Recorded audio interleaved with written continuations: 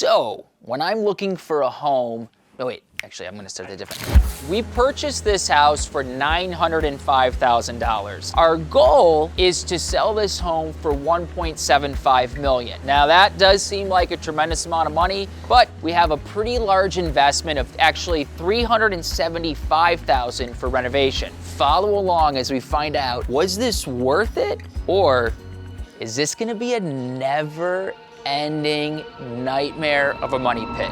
Follow me in, we're gonna go take a look at this bedroom here first. So we're standing in what is actually the largest bedroom in the home. In here, it was minimal change. We added in some electric, insulated. You know, this is the outside of the home. We wanna make sure that it's nice and insulated. We framed out this nice, large, long, deep closet.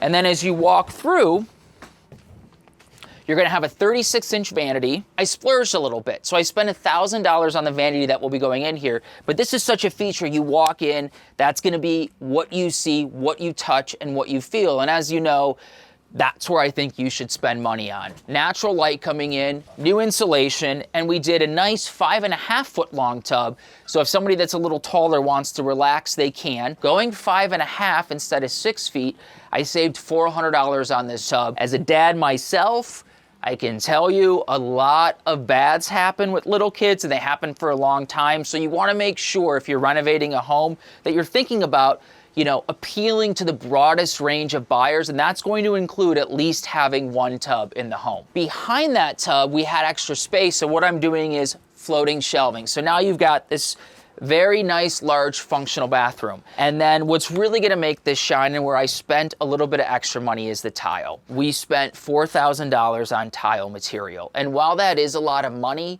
when it's finished, it's gonna look completely custom. And since I got to do this from scratch, I'm not only doing tile up to the ceiling in the bathtub, but I'm actually also gonna wrap it into the ceiling. So when somebody's in there, they're gonna feel like they're in a spa. You're not gonna find that in other homes, and that's what makes houses a home again.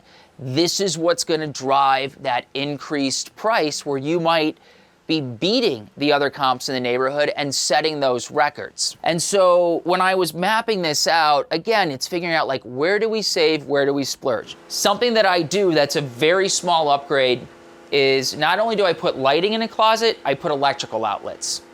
Today's world, we have endless devices that need to be plugged in and charged.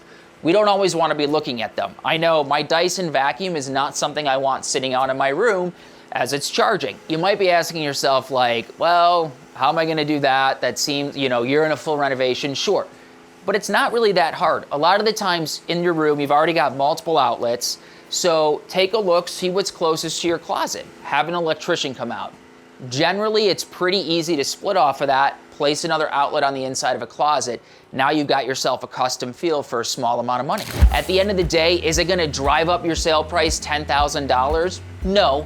But it's gonna give you an edge over other houses for sale. So depending on what's around you, somebody might look at your home and go, well, man, this person was really, really thoughtful. I'm not gonna go with this other house, I want theirs, because they've thought about how people actually live, and it's gonna give you that edge when you sell your home.